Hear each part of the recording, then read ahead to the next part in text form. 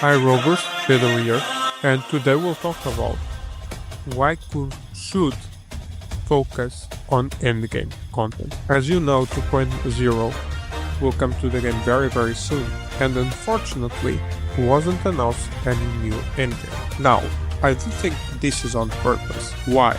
Because they are testing a lot of events, mainly combat events, and they are testing those events and seeing which one the players like the most. And if you paid attention to 2.0 livestream, you should know that an event called John Victorio, it will have a skill evaluation. What is interesting to me, because as a PGR player, and I was a PGR player before Wuthering Waves, specifically on the Chinese version of PGR, they have a new endgame, a recent endgame, is not really new, that evaluates very DMC5 inspired and gives you points according to things that you do. For example, for having an SSS plus score, the max score, you need to not get hit, you need to maintain a string of combo attacks bigger than 100, you need to dodge, parry, you cannot hold more than 2 times,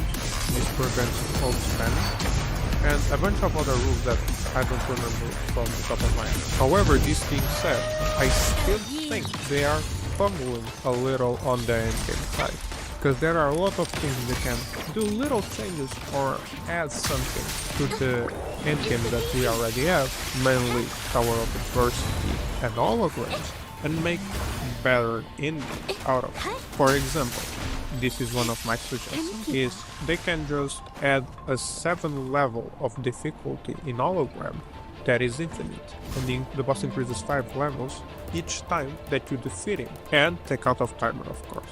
And you can give a fixed amount of shell credits every single clear, so you have a way of hardcore players farming shell credits, at the same time they are challenging themselves, what is very good. And you can go even further if you want to do more competitive for endgame. You can have in each server a leaderboard with the most clears, the top clears. You are not only incentivizing players to spend more money in the game, because the clears will become easier if you have fast 6 characters, because they will do more damage, so you have to dodge less.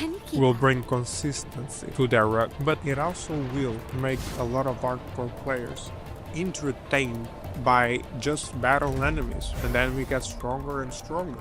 Other thing they can do now in TOA is give us a move without timing, and they don't need to change the tower in terms of the mobs that are there, the bosses that are there. Just change, take out the timer, put the hologram versions of the bosses, and increase everyone's attack speed by 30 to 50% and their attack to 100%. So enemies can actually kill even if you take the healer with you. This way, the players that want an actual challenge, a surviving mode, and not just a mode where your main enemy is the time and your build. Most of players, from what I saw and from what I listened, is they want an actual challenge in terms of combat. Difficult to complete, not by the timer, but because the boss it's hard, and the boss and the mobs kill their characters. That's what they want.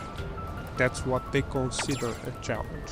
And this is something that I completely disagree with Santontas when Sen says that Tower of Adversity is a rotation check. It is a rotation check for a very small number of players, because investment in gacha games in terms of damage output is the thing that changes the most in gacha games, because you have a lot of ways, both from RNG and paid ways, of make characters do much more damage, sometimes even double the damage. That's why Tower doesn't really function. It functions for a very small number of players in terms of what it's supposed to do, that is, do better rotations. Because depending on your investment, you can just rush the tower. And that's fine. That's fine. There's nothing wrong with it. But it's not really a universal endgame mode. That is a real endgame for everyone. But you know what is a universal endgame mode? An endgame that kills you. Why? Because everybody takes the same amount of damage. Independent of RNG, independent of sequences. Everyone takes the same amount of damage. Wells or not.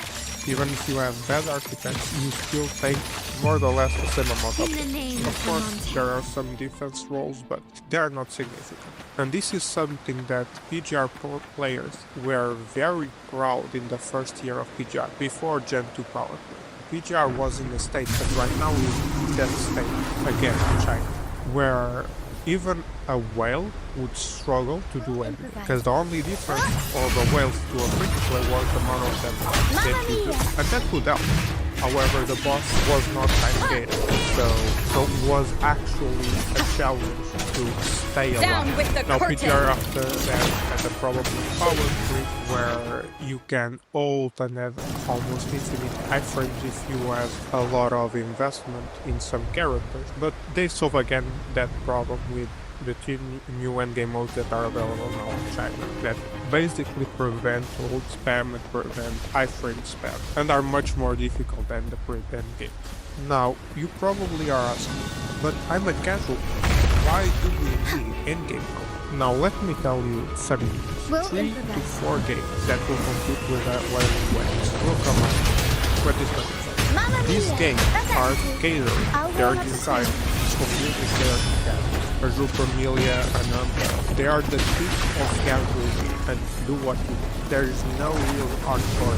This means that they probably will take a bunch of Wuthering Waves casual player base. Now, what defines this game identity is the complexity of the combat. However, if you don't have ways of showcase that combat at its max potential, you are not just wasting the combat, you are ruining your image in gacha. And yes, I believe that Wuthering Waves has the best and most fun events in gacha games, by far, together with PGR. PGR has better balance, but Wuthering Waves has better casual events.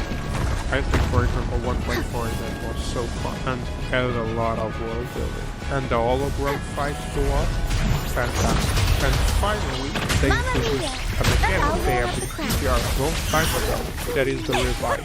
One of my main complaints goes with events and endgames in Wuthering Waves, and the way they use PGR to cater both casual and the same time dark continuity is very productive with a big HP and 2 phases, 2 or 3 phases, where the challenge is not complete the boss, because you have infinite amount of time, is die the less times possible. So if you don't die, you get 3 stars, if you die 3 times, you get 2 stars, if you die more than 3 times, you get 1 star. However, there are many levels of difficulty, and you are not forced to do the max level of difficulty to get all the rewards. You can even don't touch the max difficulty. The max difficulty is completely catered to hardcore players. If this was implemented in the Wuthering Waves endgame, this would make the endgame of Wuthering Waves so much better, because casuals would be able to complete and would be able to get every single base. And the base reward of 1 star here could be the asteroids. However, everything else they could lock in 2 stars and 3 stars.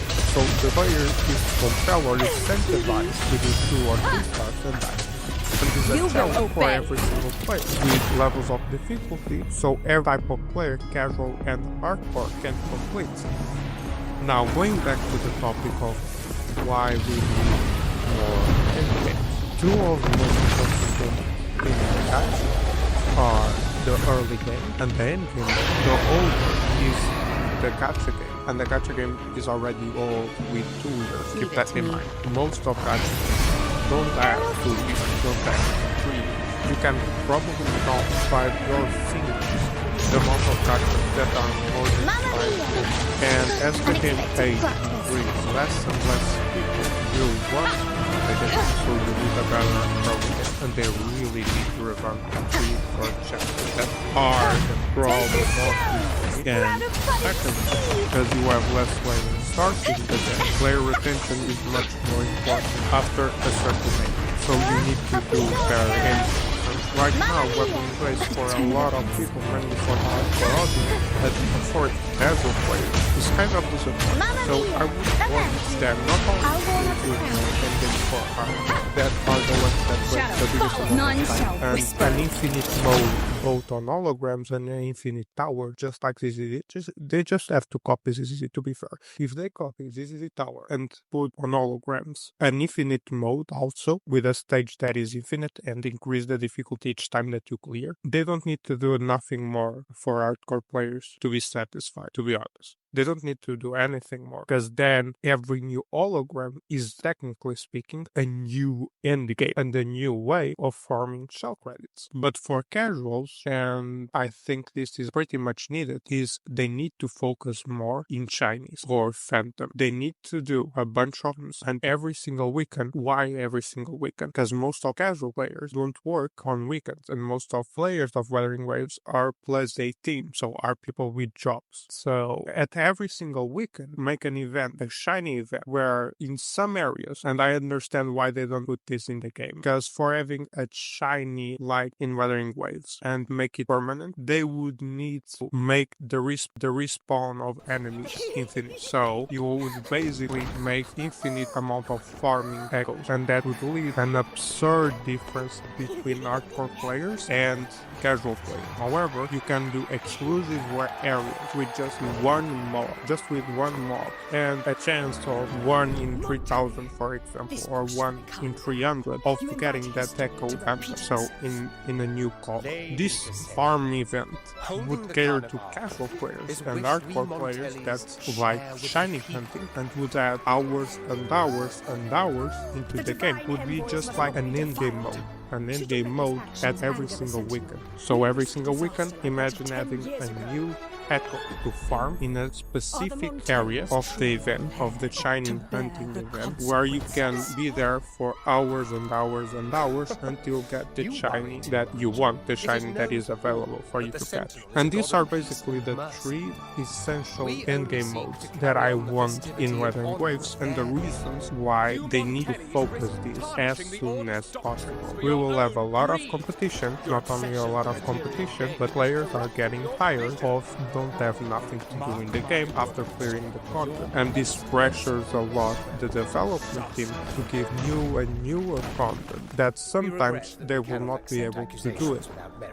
So players will get frustrated. However, mainly for the hardcore audience, if you do this infinite mode of holograms and tower, an infinite tower like ZZZ, that is actually difficult, you are making this type of player, this vocal minority of players, shut up and be satisfied with the game. At the same time, you can also do these shiny echo things, and players now will have a reason to revisit the game every week. But what are your thoughts about this? Do you agree with my endgame mode? What do you think? I want to see all your thoughts in the comments, and that's it. Here is Pedro, and see you on the next video.